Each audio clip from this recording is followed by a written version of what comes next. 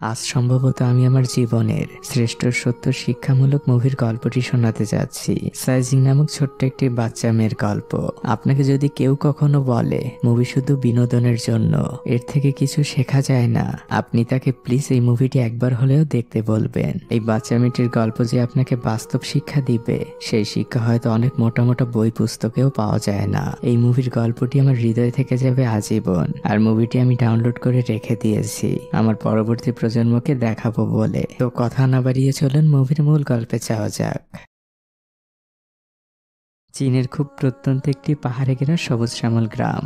শহরের যান্ত্রিক কোলাহল এখানে স্পর্শ করতে পারেনি। পুরো গ্রামে আজ এক উৎসব মুখর পরিবেশ, কারণ এই গ্রামে আজ দুজন খুব পরিচিত মধ্যবয়সী মানুষের মধ্যে বিয়ে। পুরো গ্রামবাসী মিলেই বিয়ের আয়োজন করেছে। অন্যদিকে আমরা একটি নবজাতক বাচ্চাকে দেখতে পাই। তার মা তাকে একটি কাঁথার মধ্যে পেঁচিয়ে নেয়। তারপর এক হাতে বাচ্চা আর অন্য হাতে একটি ব্যাগ নিয়ে সে বেরিয়ে পড়ে। এদিকে গ্রামের মূল বিয়ের আয়োজন শুরু হয়েছে। লোকটির নাম প্যাং আর মহিলাটির নাম লিও। ফাইনালি তাদের বিয়ে সম্পন্ন হয়। এদিকে দিন গড়িয়ে রাত হয়েছে। সেই মহিলাটি হাঁটতে হাঁটতে এই গ্রামের মূল রাস্তার সামনে এসে দাঁড়িয়েছে। অন্যদিকে প্যাং ও লিওকে নিয়ে বাসায় চলে এসেছে। লিও প্যাংকে বলে, তোমার অনেক কষ্ট হয়েছে। প্যাং বলেও তেমন কিছু না। প্যাং বলে, দেখো আমরা খুব ভালো থাকবো। আমি অনেক ভালো টফু বানাতে পারি। প্রতিবেশীরা আমার বানানো টফুর অনেক প্রশংসা করে। আমরা একটি নতুন টফুর দোকান দিব। প্যাং এই কথাগুলো নিজ থেকেই বলছিল।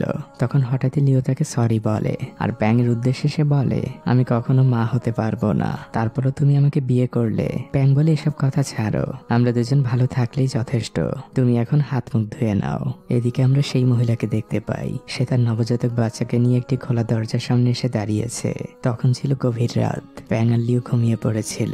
হঠাৎই একটি বাচ্চার কান্নার আর্তনাদে তাদের দুজনের ঘুম ভেঙে যায়। প্যাং সাথে সাথে ঘরের বাইরে বের হয় আর লাইট অন করে। একটি খোলা ব্যাগ নিচে পড়ে আছে আর তার সামনে একটি নবজাতক বাচ্চা কান্না করছে। বাচ্চাটির কান্নায় চারদিক ভারী হয়ে উঠেছে। সেই মহিলা তার নিজ বাচ্চাটিকে এখানে রেখে চলে গিয়েছে। পরদিনের সকালটা লিও আর প্যাং এর জন্য ছিল খুবই আনন্দের। সেই বাচ্চাটি যেন এই পরিবারের জন্য একটি খুশির বার্তা নিয়ে এসেছে। প্যাং আর লিও অনেক খুশি। তাদের পরিচিত গ্রামের সবাই একে একে দেখতে আসে। সেখানে প্যাং এর একজন আঙ্কেলও এসেছে। লিও সেই আঙ্কেলকে বলে, আমরা এই বাচ্চাটিকে দত্তক নিতে চাই। সৃষ্টিকর্তা হয়তো এই বাচ্চাটিকে আমাদের জন্যই পাঠিয়েছেন। আঙ্কেলও খুশি হয়, বলে, আমি এক্ষুনি গ্রাম প্রধানকে জানাতে যাচ্ছি, যাতে করে কয়েকদিন পরে তোমরা আইনগতভাবেই বাচ্চাটির বাবা মা হতে পারো। প্যাং এর আঙ্কেল খুব খুশি মনে সেখান থেকে বেরিয়ে যায়। এভাবেই সময় যেতে থাকে। প্যাং আর লিও বাচ্চাটির বাবা মায়ের সকল দায়িত্ব পালন করে, এমনকি তার থেকেও বেশি। এই ছোট্ট বাচ্চাটির সামান্য কান্নাও এই পালিত বাবা মায়ের সহ্য হয় না। প্যাং লিওকে জিজ্ঞেস করে, আমরা তো এখনো ওর কোনো নাম দেয়নি, তুমি কি কিছু ঠিক করেছো? তখনই লিও হঠাৎ করেই বলে ওঠে, আমি একটি নাম ঠিক করেছি, নামটি হচ্ছে চাইসি। প্যাং বলে, এটা কেমন নাম? আর এর অর্থ তো সুন্দর না। লিও বলে, তাহলে তুমি কিছু বলো। প্যাং বলে, আমি একটি নাম ঠিক করেছি, সাইজিন। লিওরও নামটি খুবই পছন্দ হয়। আর অবুঝেই বাচ্চাটি পৃথিবীর হিসেব নিকেশ না বুঝলেও সে এক প্রশান্তির মুচকি হাসি দেয়। এভাবেই কেটে যায় আরো কয়েকটা দিন। আপনাদের একটি কথা বলা হয়নি, লিও কিন্তু হাঁটতে পারে না। তাকে সবসময় হুইল চেয়ারে চলতে হয়। গ্রামের এই ছোট্ট পরিবারটিতে সুখের কোনো কমতি ছিল না। সেই সুখ আরো দ্বিগুণ হয়ে যায় যখন প্যাং এর আঙ্কেল এসে জানায়, আজ থেকে প্যাং আর লিও সাইজিং এর আইনগত বাবা মায়ের দায়িত্ব পেল। এই খুশির খবরে এই মধ্যবয়সী দম্পতির সে কি বাঁধ ভাঙা উল্লাস। তারা যেন এক অসাধ্যকে সাধন করলো। আঙ্কেল সেখান থেকে চলে যান। প্যাং লিওর হুইল চেয়ার ধরে ঘোরাতে থাকে আর চিৎকার করে বলতে থাকে, সাইজিং এখন থেকে আমাদের মেয়ে, আমরা ওর বাবা মা। পৃথিবীর কেউ আর ওকে আমাদের কাছ থেকে কেড়ে নিতে পারবে না। একদিন রাতে খুব ঝড় বৃষ্টি হচ্ছিল। সাইজিং অনেক কাজ ছিল, সে কিছুই খেতে চাচ্ছিল না। তখন হঠাৎই মা লক্ষ্য করে সাইজিং এর গায়ে অনেক জ্বর। সে সাইজিং এর বাবা প্যাংকে সেই কথা বলে আর সাইজিং কে সে এখনই ক্লিনিকে নিয়ে যেতে বলে। কিন্তু ক্লিনিক ছিল গ্রাম থেকে অনেক দূরে। কিন্তু বাবা প্যাং মেয়েকে পিঠে বেঁধে ওই ঝড়ের মধ্যেই গ্রামের মেঠো পথ দিয়ে যেতে থাকে শহরের দিকে। সে বারবারই পড়ে যাচ্ছিল, কিন্তু তারপরও সকল বাধা পেরিয়ে সে শহরের ক্লিনিকে পৌঁছায়। ভেজা অবস্থায় বাবা বাইরে অপেক্ষা করছিলেন। কিছুক্ষণ পরে ডক্টর বের হয়। প্যাং থেকে জিজ্ঞেস করে মেয়ে সাইজিং এর অবস্থা। ডক্টর বলে, ও অল্পের জন্য বেঁচে গিয়েছে। গিয়েছে, আর কিছুটা দেরি হলে হয়তো খারাপ কিছু ঘটে যেত। বাবা এক স্বস্তির নিঃশ্বাস ফেলেন। এভাবেই কেটে যায় কয়েকটি বছর। সাইজিং এখন বড় হয়ে গিয়েছে, সে তার বাবাকে সাহায্য করে। মা লিও তার বিয়ের জামা কেটে মেয়ের জন্য সুন্দর একটি ড্রেস বানিয়েছে, সেই ড্রেসই সে সাইজিংকে পরায়। সাইজিং এই নতুন জামা পেয়ে অনেক খুশি, সে খুশিতে বাড়ির উঠোনে নাচতে থাকে। সাইজিং এর ছিল আজ প্রথম স্কুল, সে তার বাবার সাইকেলে করে স্কুলের দিকে রওনা হয়েছে। সাইজিংদের প্রধান শিক্ষক সাইজিংকে সবার সাথে পরিচয় করিয়ে দেয়। বাচ্চা মেয়েটি অনেকটাই ভীত ছিল, কিন্তু সবাই তাকে হাততালি দিয়ে স্বাগতম জানায়। শিক্ষক তখন সবার উদ্দেশ্যে জিজ্ঞেস করে, তোমাদের মধ্যে কে সাইজিংকে তার পাশে বসাতে চাও? কেউই হাত তোলে না, শুধুমাত্র একটি মেয়ে ছাড়া। সাইজিং যে সেই মেয়েটির পাশে বসে। এই মেয়েটির সাথে সাইজিং এর খুব ভালো বন্ধুত্ব হয়। মেয়েটি তার ব্যাগ থেকে একটি MP3 প্লেয়ার বের করে। সাইজিং ওই মেয়েটিকে জিজ্ঞেস করে, ওটা কি? মেয়েটি বলে, এটা দিয়ে আমি গান শুনি। টিফিনের ঘন্টা পড়ে যায়। সাইজিংদের ক্লাসের একটি বখাটে ছেলে সাইজিং এর বাবাকে নিয়ে অন্য বন্ধুদের সাথে টিটকিরি করতে থাকে। সে বলতে থাকে, ওই বৃদ্ধ লোকটি নিশ্চয়ই সাইজিং এর বাবা নয়, দেখলে মনে হয় সে সাইজিং এর দাদা। সাইজিং তখন কিছুটা দূরে দাঁড়িয়েছিল। এই কথা তার কানে যায়। সে এসে ওই বখাটে ছেলেটির সাথে ঝগড়া করে আর তাকে বলে, তোমার সাহস থাকলে আর একবার বলো। তখন সাইজিং এর সেই ফ্রেন্ডটি এসে ওই ছেলেটিকে সরিয়ে দেয় আর সাইজিং কে নিয়ে সেখান থেকে চলে যায়। মাঠের সকল বাচ্চারা খেলছিল যে যার মতো। সাইজিং আর তার ফ্রেন্ড হাঁটতে হাঁটতে সেখানে এসেছে। সেখানে সেই বখাটে ছেলেটিও ছিল। বখাটে ছেলেটি আবারও সাইজিং কে টিস করে। সাইজিং এবার খুবই রেগে যায়। সে যে ওই ছেলেটিকে বলে, তুমি আমাকে অতটা দুর্বল ভেবো না যে আমি সবসময় চুপচাপ থাকবো। তখন ওই বখাটে ছেলেটির বন্ধু সাইজিং কে বলে, তাহলে তোমাদের দুজনের মধ্যে একটি রেস হয়ে যাক, তাহলে বুঝবো তুমি দুর্বল না সবল। সাইজিং কোনো কিছু না ভেবেই রাজি হয়ে যায়। মেয়েরা সবাই সাইজিং এর পক্ষে আর ছেলেরা ওই বখাটে ছেলের পক্ষে। দৌড় শুরু হয়ে যায়, কিন্তু সাইজিং কোনোভাবেই ওই ছেলেটির সাথে পেরে উঠছিল না। রেস শেষে সাইজিং হেরে যায়। সকল ছেলেরা উল্লাস করতে থাকে আর মেয়েগুলো চুপচাপ সেখানে দাঁড়িয়ে থাকে। সাইজিং এর মনটাও অনেক বেশি খারাপ। ওই দিন রাতে সাইজিং স্কুল থেকে ফিরে আসতে দেরি করছিল, তাই তার বাবা মা চিন্তা করছিল। কিন্তু কিছুক্ষণের মধ্যেই সাইজিং ফিরে আসে। সে তার পড়ার টেবিলে বসে। বাবা তখন ব্যবসার হিসেব নিকেশ করছিল। সে হঠাৎই সাইজিংকে একটি পরীক্ষা নেয়। সে একটি জটিল সংখ্যার যোগফল জিজ্ঞেস করে সাইজিং এর কাছে। সাইজিং এর বাবা ক্যালকুলেটরে হিসেব করার আগেই সাইজিং উত্তর দিয়ে দেয়। সাইজিং এর বাবা মা অনেক অবাক হন। সাইজিং তার বাবা মাকে বলে, তোমাদের হাতে টাকা হলে আমাকে একটি MP3 প্লেয়ার কিনে দিও। মা জিজ্ঞেস করে, সেই জিনিসটা আবার কি? সাইজিং বলে, ওটা দিয়ে গান শোনে। বাবা মা দুজনেই হাসতে থাকে। তারা বলে, ঠিক আছে মা, টাকা হলে তোমাকে আমরা কিনে দিব। এভাবেই কাটতে থাকে সময়। একদিন প্যাং কিছু জিনিস বিক্রি করার জন্য বাজারে যাওয়ার প্রস্তুতি নিচ্ছিল। বাইরে বৃষ্টি হতে পারে দেখে লিও তাকে রেইনকোটটা নিয়ে যেতে বলে। প্যাং সেটি নিয়ে যখন বের হতে যাচ্ছিল, লিও তাকে মনে করিয়ে দেয়, অবশ্যই মেয়ের MP3 প্লেয়ারটা কিনে নিয়ে আসবে আজ। প্যাং বলে, সে কি আর আমি ভুলতে পারি। প্যাং বাইরে বের হয়, কিন্তু চলার রাস্তাটা একদমই স্যাঁতস্যাঁতে ছিল। হঠাৎই প্যাং সেখান থেকে পিছলে নিচে পড়ে যায়। তাকে হসপিটালে নিয়ে আসা হয়। মিস সাইজিং দৌড়ে ছুটে আসে বাবার কাছে। তার বাবার জ্ঞান এখনো ফিরে আসেনি। মিস সাইজিং তার পাশে বসেই কান্না করছিল। ডক্টর তাকে সান্ত্বনা দেয় যে তোমার বাবা এখন বিপদমুক্ত। ডক্টর প্যাংয়ের সেই চাচাকে একটু বাইরে ডাকে আর তাকে সবকিছু খুলে বলে যে প্যাংয়ের আঘাতটা অনেক গুরুতর, তার ঠিক হতে অনেক দিন সময় লাগতে পারে, এমনকি সে চিরদিনের জন্য পঙ্গু হয়ে যেতে পারে। তবে ডক্টররা সর্বোচ্চ চেষ্টা করবে। এদিকে দেখা যায় প্যাংয়ের জ্ঞান ফিরে এসেছে। মিস সাইজিং পাশেই বসা ছিল। তার মুখে এক প্রশান্তির হাসি। বাবা মেয়ের মুখের দিকে তাকিয়ে বলে, মা তোর জন্য তো MP3 প্লেয়ারটা কেনা হলো না। মিস সাইজিং বলে, বাবা আমার ওগুলোর দরকার নেই, তুমি সুস্থ হয়ে গেলেই আমি খুশি। এর 2-1 দিন পরে প্যাংকে হসপিটাল থেকে বাড়িতে নিয়ে আসা হয়। প্যাংয়ের আঙ্কেল প্যাং আর লিওকে সব রকমের সাহস যোগায়। লিও তখন জিজ্ঞেস করে, আমার মিস সাইজিং কোথায়? আঙ্কেল সাইজিং এর দিকে ইশারা করে। সাইজিং অনেক ক্লান্ত ছিল, তাই সে তার পড়ার টেবিলের উপরেই ঘুমিয়ে পড়েছে। মা লিওর বড্ড অসহায় লাগছে মেয়ের জন্য। রাতের বেলা সাইজিং ঘুমিয়ে গেলে লিও আর প্যাং আলোচনা করতে থাকে নিজেদের মধ্যে। তারা নিজেদের জন্য অতটা চিন্তা করে না, তাদের চিন্তা শুধুমাত্র সাইজিং এর ভবিষ্যৎ নিয়ে। পরদিন সকাল থেকে শুরু হয় সাইজিং নামক এই বাচ্চা মেয়েটির নতুন এক জীবন। পরিবারের সমস্ত বোঝা সে নিজ থেকেই কাঁধে তুলে নিয়েছে। সকালবেলা নদীর ধারে সে সবার কাপড় চোপড় পরিষ্কার করে। তারপর সে স্কুলের জন্য রেডি হয়ে সবার আগে যায় পাহাড়ের উপরে। এখানে এক ধরনের ঔষধি গাছ পাওয়া যায়। ডক্টর যেগুলো সাইজিং এর বাবাকে প্রত্যেকদিন খেতে বলেছেন। মাত্র কয়েকটা দিনের ব্যবধানে এই বাচ্চা মেয়েটি যেন এক বাস্তবতার নির্মম রূপ দেখতে পাচ্ছে। গাছ সংগ্রহ শেষে গ্রামের মেঠো পথ ধরে সাইজিং রওনা হয় স্কুলের দিকে। ওষুধের গাছ ভর্তি ঝুড়িটি সাইজিং স্কুলের পাশেরই একটি জায়গায় লুকিয়ে রাখে। এদিকে দেখা যায় সাইজিংদের প্রধান শিক্ষক পরিবর্তন হয়েছে। নতুন শিক্ষক সবার সাথে পরিচিত হচ্ছিলেন। তারপর সে সবার নাম ডাকছিল, সবাই উপস্থিত বলছিল, কিন্তু যখন সাইজিং এর নাম আসে তখন তার বেঞ্চটা ফাঁকাই ছিল। তখন শিক্ষক সাইজিং এর না আসার কারণ জিজ্ঞেস জিজ্ঞেস করে। তখন সেজিং এর বেস্ট ফ্রেন্ড বলে, ম্যাম আমার কোনো ধারণা নেই। এরই মধ্যে হাঁপাতে হাঁপাতে সেজিং সেখানে চলে আসে। নতুন শিক্ষক সেজিং এর উপরে খুবই বিরক্ত, কারণ সে 10 মিনিট লেট করেছে। শিক্ষক সেজিং এর দেরির কারণ জিজ্ঞেস করলে সেজিং চুপ করেই দাঁড়িয়ে থাকে। শিক্ষক তখন বিরক্ত হয়ে সেজিংকে তার সিটে যেয়ে বসতে বলে। ক্লাস শেষে সেজিং আর তার বেস্ট ফ্রেন্ড পাশাপাশি দাঁড়িয়েছিল। সেজিং এর বেস্ট ফ্রেন্ড সেজিংকে জিজ্ঞেস করে, তোমার তো কখন স্কুলে আসতে দেরি হয় না, আজ কেন দেরি করলে? সেজিং তেমন কিছুই বলে না, সে চুপচাপই দাঁড়িয়ে থাকে। তখন তার বেস্ট ফ্রেন্ড তাকে জোরাজোরি করতে থাকে। সেজিং আসলে নিজের অসহায়তার কথা কাউকেই বলতে চায় না, কিন্তু বেস্ট ফ্রেন্ডের অনেক জোরাজোরিতে সেজিং তাকে বলে, তোমাকে আমাকে প্রমিস করতে হবে যে তুমি আমার কষ্টের কথা কাউকেই বলতে পারবে না।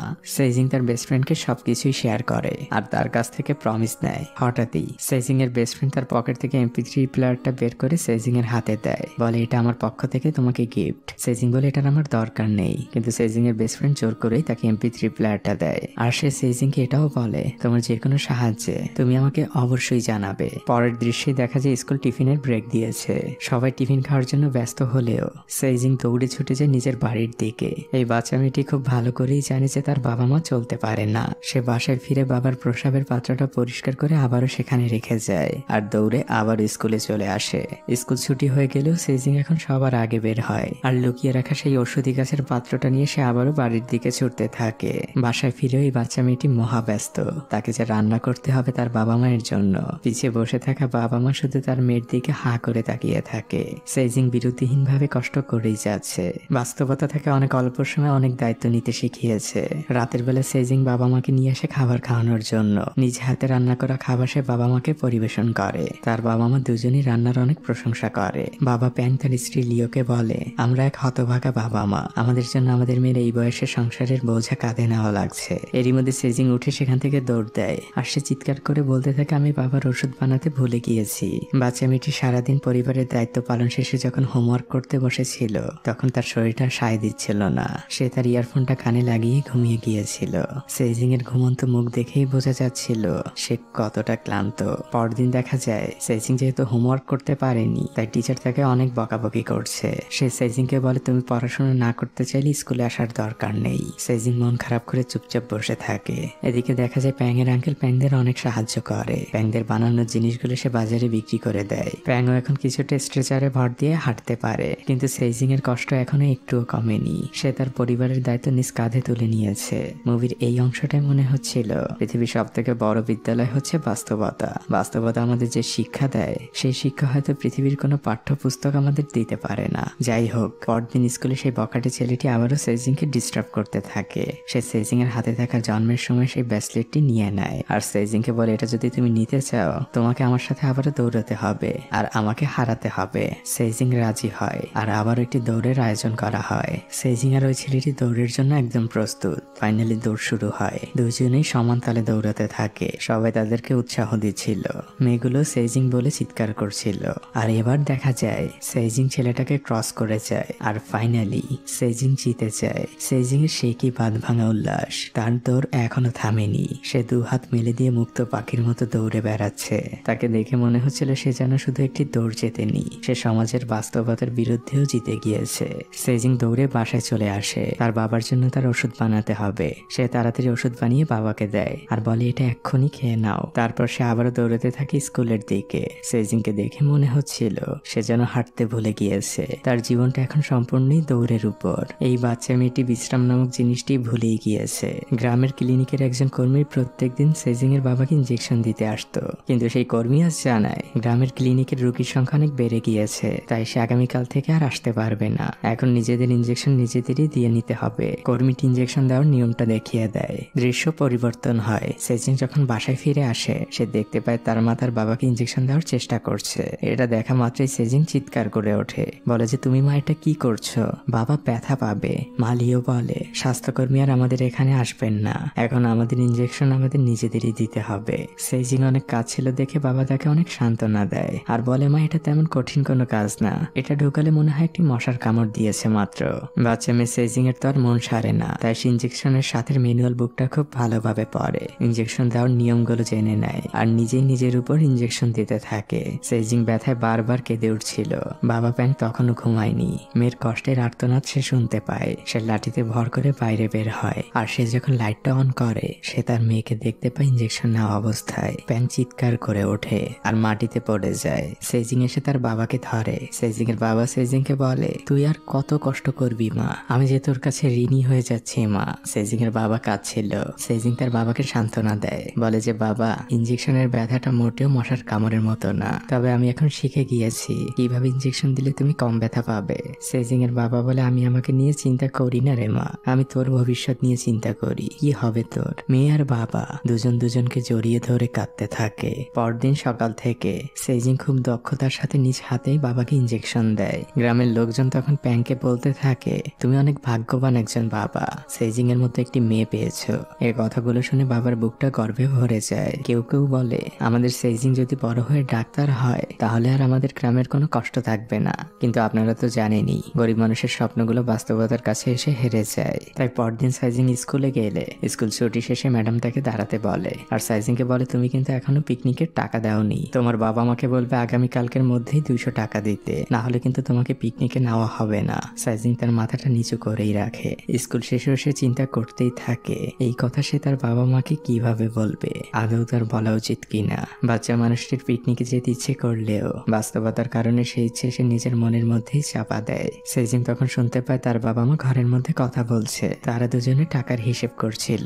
সেজিং যে সংসারটা আসলে এতদিন জমানো টাকা দিয়ে চলছিল, সেই টাকাও এখন প্রায় শেষ, আর মাত্র 2000 টাকার মতো থাকতে পারে। সেজিং এর বাবা তখন বলে, আমি আমার ইঞ্জেকশন নেওয়াগুলো বন্ধ করে দিব, না হলে আমাদের এই মাসের সংসার খরচ চলবে না। সেজিং এর মা তখন দুটো চুড়ি বের করে আর বলে, এগুলো বাজারে বিক্রি করলে কিছু টাকা পাওয়া যাবে। সেজিং এর বাবা বলে, এটা সম্ভব না, ওটা তোমার মায়ের দেওয়া শেষ স্মৃতি। সেজিং এর মা বলে, যেখানে বেঁচে থাকাটাই কঠিন সেখানে স্মৃতি দিয়ে কি হবে। সেজিং তার বাবা মায়ের সকল কথা বাইরে দাঁড়িয়ে শুনছিল। রাতের বেলা সেজিং এর মা সেজিং এর বাবাকে ডাক দেয় আর সেজিং এর বাবাকে বলে, আমার মনে হয় আমাদের মেয়েটাকে স্কুলে পাঠানো বন্ধ করা উচিত, এখন টাকার অভাবে তোমার চিকিৎসা হচ্ছে না, স্কুলের বেতন কিভাবে দিব। সেজিং এর বাবা খুবই রেগে যান। সে বলে, যেভাবেই হোক না কেন আমি আমার মেয়েকে পড়াবো, ওকে আমাদের বড় করতে হবে, তার জন্য যে কোনো লড়াই আমি করতে রাজি। মেয়ে সেজিং তখনও ঘুমায়নি। বাবার এই কথাগুলো শুনে সে কাঁদছিল। পরদিন সকালবেলা সেজিং স্কুলে যাওয়ার জন্য বের হচ্ছিল, তখন বাবা তাকে পেছন থেকে ডাক দেয় আর তার হাতে 200 টাকা দিয়ে বলে, মা, এটা তোমার পিকনিকের ফি, তুমি মন দিয়ে পড়াশোনা করো, তোমাকে জীবনে অনেক বড় হতে হবে। সেজিং নিজের চোখের পানি আটকে রাখতে পারছিল না। সে নিজের ইচ্ছের বিরুদ্ধে হলেও বাবার দেওয়া সেই টাকাগুলো নেয়। এরপর সেজিং দৌড়তে দৌড়তে স্কুলের সামনে আসে, কিন্তু হঠাৎই সে থেমে যায়। তার মনে পড়ে যায় তার বাবার ইঞ্জেকশনের কথা। তার বাবার এখন চিকিৎসা বন্ধ। সেজিং সেখান থেকে সরাসরি একটি কোদাল নিয়ে চলে যায় পাহাড়ের উপরে। সে পাহাড়ের চূড়া বেয়ে উপরে উঠতে থাকে আর সেখান থেকে অনেক কষ্ট করে সে কিছু ঔষধি গাছ সংগ্রহ করে। সেগুলো নিয়ে সে আবারও বাড়িতে ফিরে আসে আর ঔষধি গাছগুলোকে লুকিয়ে রেখে সে বাড়ির মধ্যে প্রবেশ করে। সাইজিন এমন একটা ভাব দেখায় যেন সে টিফিনে বাড়িতে এসেছে। বাড়িতে আসার পর থেকে সাইজিন অনেক ব্যস্ত। সে তার বাবা মায়ের জন্য ভাত তুলে দেয়। বাবা মেয়েকে জিজ্ঞেস করে, মা, তুই কি তোর পিকনিকের টাকা দিয়েছিস? সাইজিন কিছুটা সংকোচ নিয়ে খুব ধীর গলায় বলে, হ্যাঁ বাবা। কাজ শেষ করে বাচ্চা মেয়েটি আবারও বেরিয়ে পড়ে আর তার সে সংগ্রহ করা ঔষধি গাছগুলো নিয়ে সে মেইন রাস্তায় এসে দাঁড়ায়। একটি পিকআপের কাছে লিফট যায় আর সেই পিকআপে করে সে শহরে চলে এসেছে। রাস্তার ধারে বসে সে সেই গাছগুলো বিক্রি করার চেষ্টা করছে। তার পাশে একজন চিকেন বিক্রি করছিল। সে সাইজিংকে বলে, তুমি কিছুক্ষণ আমার দোকানটা একটু দেখো, আমি একটু বাসা থেকে আসছি। কিছুক্ষণের মধ্যেই সে চিকেনের দোকানে একজন কাস্টমার আসেন। ভদ্রমহিলা খুবই ব্যস্ত ছিলেন। সে সাইজিংকে খুব তাড়াতাড়ি একটি মুরগি দিতে বলে। সাইজিং তার সাধ্যমতো চেষ্টা করছিল। ভদ্রমহিলা সাইজিংকে খুব দ্রুত টাকাগুলো দিয়ে সেখান থেকে চলে যায়। সাইজিং টাকাগুলো গুনছিল আর সে গুনে দেখে সেখানে অনেকগুলো টাকা বেশি দেওয়া হয়েছে। সাইজিং সাথে সাথেই বাজারের মধ্যে ভদ্রমহিলার পেছনে পেছনে দৌড়াতে থাকে আর আন্টি আন্টি বলে চিৎকার করতে থাকে। ভদ্রমহিলা ঘুরে দাঁড়ায়। সাইজিং তাকে বলে, আপনি অনেকগুলো টাকা বেশি দিয়েছেন, মুরগির দাম তো 40 টাকা। ভদ্রমহিলা ছোট্ট মানুষটির মানসিকতা দেখে খুবই অবাক হয়ে যায়। সে অপলক দৃষ্টিতে সাইজিং এর দিকে তাকিয়ে থাকে। সেই মুরগির দোকানের লোকটি ফিরে আসলে সাইজিং তাকে তার মুরগি বিক্রির টাকাটি দিয়ে দেয়। লোকটি সাইজিং এর উপর অনেক খুশি হয়। সে তার দুপুরের লাঞ্চ বক্সটি সাইজিং কে দিয়ে দেয়। সাইজিং সেই খাবারটুকু পরম তৃপ্তি নিয়ে খেতে থাকে। ওই দিন সাইজিং বেশ কিছু ঔষধি গাছ বিক্রি করে আর রাতের বেলা যখন সে সেই টাকাগুলো নিজ হাতে নেয় তখন সে এক অন্যরকম তৃপ্তি অনুভব করে। এই অনুভূতি যারা খুব অল্প বয়সে পরিবারের জন্য টাকা ইনকাম করেছেন তারাই জানেন। সেই টাকার পরিমাণ যতই ছোট হোক না কেন। এদিকে দেখা যায় সাইজিংদের সেই পুরনো শিক্ষক ফিরে এসেছেন। সে সাইজিং এর বান্ধবীকে জিজ্ঞেস করে যে সাইজিংকে কেন দেখছি না। সাইজিং এর বান্ধবী জানায় সাইজিং গত এক সপ্তাহ ধরে স্কুলে আসেনি। টিচার কারণ জিজ্ঞেস করলে সাইজিং এর বান্ধবী চুপ করে থাকে আর সে টিচারকে বলে সাইজিং আমাকে প্রমিস করিয়েছে আমি যাতে কাউকে কিছু না বলি। কিন্তু ওই শিক্ষক সাইজিংকে অনেক ভালোবাসতেন। সে সাইজিং এর বান্ধবীকে বলে ঠিক আছে, তবে আজ স্কুল শেষে তুমি আমাকে সাইজিংদের বাসায় নিয়ে যাবে। স্কুল ছুটি শেষে সাইজিং এর সেই বান্ধবী আর শিক্ষক মিলে সাইজিংদের গ্রামে আসে আর তারা দুজন মিলে সাইজিং এর বাসা খুঁজে বের করে। সাইজিং এর বাবা শিক্ষককে দেখেই চিনতে পারেন। সে সাইজিং এর মায়ের সাথে শিক্ষককে পরিচয় করিয়ে দেন। শিক্ষক সাইজিং এর বাবার এই অবস্থার কথা জিজ্ঞেস করে। সাইজিং এর বাবা বলে গত 3 মাস আগে একটি দুর্ঘটনায় আমার এই অবস্থা হয়েছে। শিক্ষক জিজ্ঞেস করেন সাইজিং কোথায়। বাবা বলে মেয়েটা এখনো স্কুল থেকে আসেনি। তখন শিক্ষক বলে ও তো গত এক সপ্তাহ ধরে স্কুলে যায়নি। এটা শুনে সাইজিং এর বাবা মা খুবই অবাক হয়ে যান। সাইজিং এর মা বলে এটা অসম্ভব, ও তো প্রত্যেকদিনই স্কুলের জন্য বের হয়। এরই মধ্যে মেইন দরজা দিয়ে সাইজিং প্রবেশ করে। সাইজিং এর বান্ধবী তার কাঁধ থেকে বোঝাটা নামায়। সাইজিং মাথা নিচু করেই আছে, কারণ বাবা মাকে আর শিক্ষককে এক জায়গায় দেখে সে সবকিছুই বুঝে গিয়েছে। তখন শিক্ষক সাইজিংকে জিজ্ঞেস করে যে তুমি কেন স্কুলে যাওনি। সাইজিং বলে যে আমি পিকনিকের টাকা দিতে পারিনি। তখন সাইজিং এর মা বলে তোমাকে তো টাকা দেওয়া হয়েছে। সাইজিং বলে ওই টাকাগুলো আমি কিভাবে খরচ করি, ওই টাকা তো আমার বাবার চিকিৎসার টাকা। সাইজিং এর মা তখন বলে তোমাকে তো এগুলো নিয়ে চিন্তা করতে বলিনি। সাইজিং বলে মা আমি তোমাদের সন্তান, আমি চিন্তা না করলে কে চিন্তা করবে। সাইজিং তখন পকেট থেকে কিছু ভাঁজ করা টাকা বের করে আর শিক্ষকের হাতে দিয়ে বলে ম্যাম এই টাকায় কি আমি পিকনিকে যেতে পারবো। মা জিজ্ঞেস করে তুমি এই টাকাগুলো কোথায় পেয়েছো। সাইজিং বলে আমি ইনকাম করেছি। মা জিজ্ঞেস করে কিভাবে। সাইজিং বলে আমি বাজারে ওষুধি গাছ বিক্রি করেছি। এই কথা শুনে শিক্ষকের চোখে পানি চলে আসে। সে সাইজিংকে জড়িয়ে ধরে বলে মা এই টাকাগুলো পিকনিকে যাওয়ার জন্য যথেষ্টের থেকেও অনেক বেশি। দৃশ্য পরিবর্তন হয়। পরদিন স্কুলের টিচার একটি রচনা লিখতে দিয়েছিল। টিচার সাইজিং এর লেখা রচনাটি সাইজিং এর হাতে দিয়ে পড়তে বলে। সাইজিং চুপ করে দাঁড়িয়েছিল। তখন সে সাইজিং এর বেস্ট ফ্রেন্ডকে সাইজিং এর লেখা সেই রচনাটি পড়তে বলে। সাইজিং এর ফ্রেন্ড পড়তে শুরু করে প্রিয় বাবা মা। সাইজিং এর ফ্রেন্ড আর কিছু পড়ে না। টিচার তাকে জিজ্ঞেস করে যে আর কেন পড়ছো না। সাইজিং এর ফ্রেন্ড বলে ম্যাম আর কিছু তো লেখা নেই। এটা শুনে ক্লাসে সবাই হাহা করে হেসে দেয়। সাইজিং এর ফ্রেন্ড এবার আর নিজেকে ধরে রাখতে পারে না। সে চিৎকার করে ওঠে, কিন্তু সাইজিং তাকে থামতে বলে, কিন্তু সে আজ থামবে না। সে এবার বলতে শুরু করে তোমরা সাইজিংকে কতটুকু চেনো, কতটুকু জানো ওর সম্পর্কে। ওর পঙ্গু বাবা মায়ের সকল দায়িত্ব পালন করে। ঘর ঝাড়ু দেওয়া থেকে শুরু করে রান্না করা, বাবার ওষুধ বানানো। তোমরা এখানে যারা আছো সবাই তো আজ সকালে খেয়ে এসে ক্লাস করছো, কিন্তু এই সাইজিং খালি পেটে এখানে বসে আছে। পিকনিকের টাকাটা আমরা সবাই বাবার কাছ থেকে নিয়ে এসে এখানে দিয়েছি, কিন্তু সাইজিন তা করেনি। সাইজিনের পিকনিকে যাওয়ার টাকাটা নিজেকেই উপার্জন করতে হয়েছে। তোমরা এখানে কেউ কখনো নিজে টাকা উপার্জন করেছো, পরিবারের পাশে দাঁড়িয়েছো। আমাদের বয়সী হওয়া সত্ত্বেও ওর এইসব করা লাগছে, তাই ওর অসহায়ত্ব নিয়ে হেসো না, লজ্জা করা উচিত তোমাদের। ম্যাডামও তখন সবার উদ্দেশ্যে বলে হ্যাঁ এটাই আমাদের সাইজিন, ওকে নিয়ে আমাদের গর্ব করা উচিত। তখন একটি বাচ্চা হাত তোলে আর সে বলে আমি সাইজিনকে সাহায্য করতে চাই, আমি ওর ঘর ঝাড়ু দিয়ে দিতে চাই। আরেকটি বাচ্চা হাত তুলে বলে আমি ওর রান্নার কাঠ করিয়ে দিব। এভাবে একে একে সকল বাচ্চা হাত তোলে সাইজিনকে সাহায্য করার জন্য। সেই দুষ্টু ছেলেটিও বাদ যায়নি। স্কুল ছুটি শেষে ম্যাডামের সাথে সকল বাচ্চারা সাইজিংদের বাসার দিকে রওনা হয়। তারা সাইজিংদের বাসায় পৌঁছে যায়। সবাই খুশিতে চিৎকার করে ওঠে। ম্যাডাম সাইজিং এর বাবা মাকে জানায় ওরা সাইজিংকে সাহায্য করার জন্য এখানে এসেছে আর আপনার জন্য দুটো হাঁটার স্টিকও ওরাই কিনেছে। সাইজিং এর বাবা মা প্রথমে লজ্জায় নিতে চায় না, কিন্তু সবাই মিলে একসাথে অনুরোধ করে। এরপর থেকে ওই বাচ্চাগুলো শুরু করে পুরো বাড়ির কাজ। তারা সবাই মিলে প্রথমে সকল জামা কাপড় ধুয়ে ফেলে। সেই দুষ্টু ছেলেটিও সাইজিনকে একটি ডিটারজেন্টের প্যাকেট উপহার দেয় আর সাইজিনকে বলে মা বলেছে এতে কাপড় চোপড় অনেক ভালো পরিষ্কার হয়। বাচ্চাগুলো বাড়ির প্রত্যেকটি ইঞ্চি খুব যত্ন নিয়ে পরিষ্কার করতে থাকে। বাচ্চাগুলোর এই কাজগুলো দেখে মনে হচ্ছিল এটাই তো বাস্তবমুখী শিক্ষা। বইয়ের শিক্ষায় আর কতটুকু মানুষ হওয়া যায়। বাচ্চাগুলো সাইজিনের পুরো বাড়ি সাজিয়ে গুছিয়ে সেখান থেকে বিদায় নেয়। সাইজিং তাদের হাত নেড়ে বিদায় দেয়। সাইজিনের বাবা মাও অনেক খুশি। বাসায় ফিরে সাইজিং এর শিক্ষক সাইজিংকে নিয়ে একটি রিপোর্ট লিখতে বসে, যাতে আরো অনেক মানুষ জানতে পারে সাইজিং এর জীবনের গল্প। এদিকে ডক্টর আজ শেষবারের জন্য সাইজিং এর বাবাকে দেখতে এসেছে।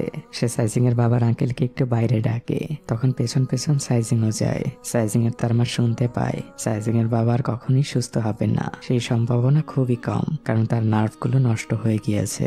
সাইজিং আর তার মা অনেক কাঁদছিল, কিন্তু সাইজিং তো হাল ছাড়ার পাত্রী নয়। ওই দিন রাতের বেলা সে তার বাবার কোমরে কাপড় বেঁধে নিজের সর্বোচ্চ চেষ্টা দিয়ে বাবাকে ব্যায়াম করাতে শুরু করে, কিন্তু বাবার এই ভারী শরীর এই ছোট্ট মেয়েটির উঠাতে অনেক কষ্ট হচ্ছিল। তাই সাইজিং একদম ঘেমে একাকার হয়ে গিয়েছে, কিন্তু তারপরও সে হাল ছাড়ছে না। এদিকে আমরা সেই দুষ্ট ছেলেটিকে দেখতে পাই। সে সাইজিংকে সাহায্য করার জন্য ঘরের মধ্যে টাকা খুঁজছিল, আর তখনই সে একটি ব্রেসলেট খুঁজে পায়। এটি দেখতে একদম সেজিনের হাতের ব্রেসলেটটির মতো। তখনই বাচ্চাটির মা তাকে ডাক দেয়। সে নিচে দৌড়ে যায় আর মায়ের কাছে টাকা চায় সেজিং এর জন্য। সে সেজিং এর কষ্টের কথাগুলো তার মাকে খুলে বলে। তার মা খুশি মনে তাকে টাকা দিতে রাজি হয়। তখন বাচ্চাটি তার মাকে বলে, মা, উপরে একটি বাক্সের মধ্যে একটি ব্রেসলেট দেখলাম। মা বলে, তুমি ওখানে কেন হাত দিয়েছো? তখন ছেলেটি বলে, মা, ঠিক ওরকমই একটি ব্রেসলেট আমি আমার বন্ধু সেজিং এর হাতে দেখেছি।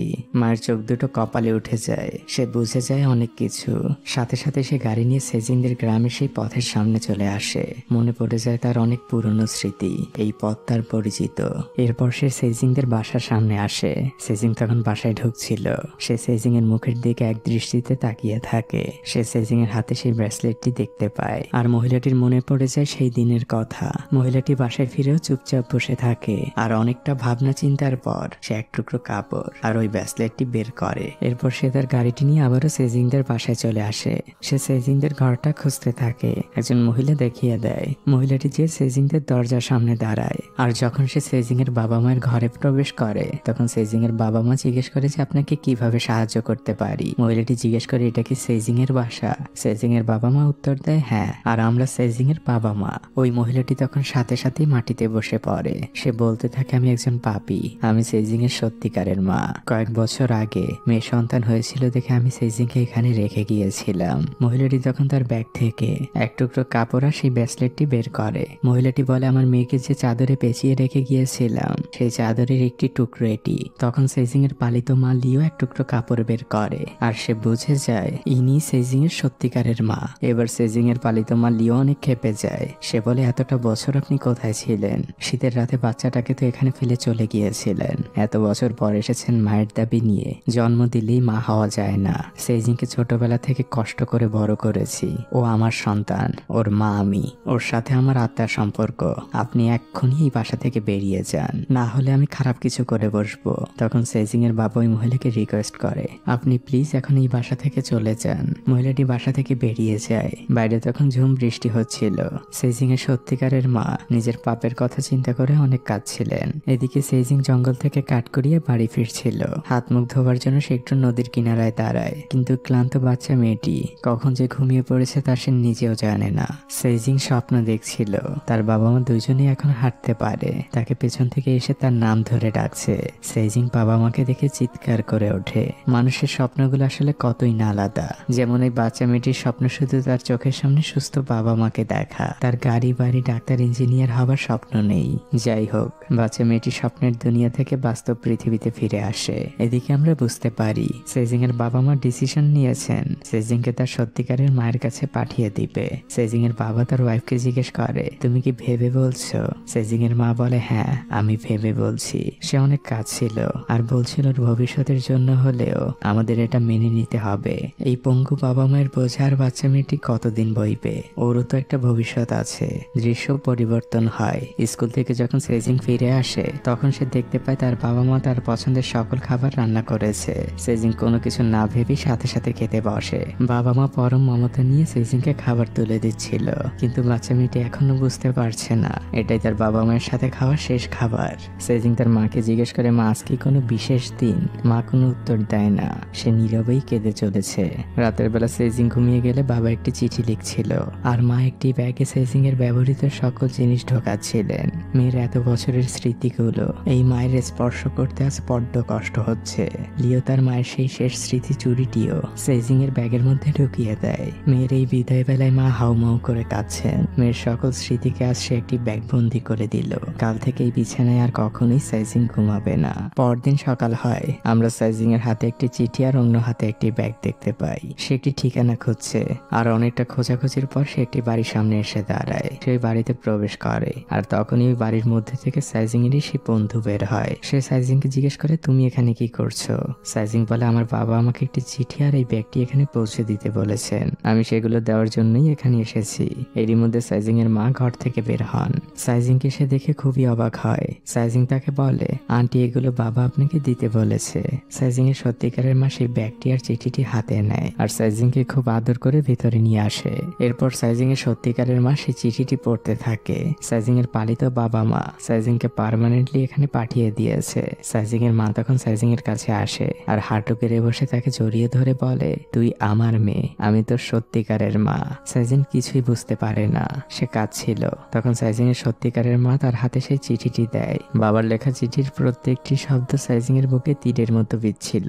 সে দৌড়ে তার বাড়িতে চলে আসে। তার পেছন পেছন সাইজিং এর সত্যিকারের মা। সাইজিং পুরো বাড়িতে তার বাবা মাকে খুঁজতে থাকে, কিন্তু কোথাও সে তার বাবা মাকে খুঁজে পায় না। সে তার প্রতিবেশীদেরও জিজ্ঞেস করতে থাকে, কিন্তু কেউ জানে না যে সাইজিং এর বাবা মা কোথায় গিয়েছেন। তখন সাইজিং এর সেই বাবার চাচা সেখানে আসেন। সাইজিং তার কাছে অনেক অনুরোধ করতে থাকে সে যেন সত্যিটা বলে দেয় তার বাবা মা কোথায় গিয়েছে। কিন্তু সাইজিং এর সেই দাদু চুপচাপই দাঁড়িয়ে থাকে। কিন্তু বাচ্চা মেয়েটির প্রচন্ড কান্নায় সে আর খুব বেশিক্ষণ চুপ থাকতে পারে না। সে বলতে শুরু করে, তোমার বাবা মা খুব ভালো করেই জানতো তুমি এখানে ফিরে আসবে, তাই তারা এখান থেকে চলে গিয়েছে পাহাড়ের উপরে। সাইজিং আর এক মুহূর্ত দেরি করে না, সে সাথে সাথে বেরিয়ে যায়। আর তার সাথে সাথে পুরো গ্রামবাসী সবাই মশাল হাতে নিয়ে রওনা হয়েছে পাহাড়ের উপরে। আর সবাই মিলে যখন পাহাড়ের উপরে পৌঁছায়, দেখা যায় সাইজিং এর বাবা মা সেখানে চুপচাপ বসেছিল।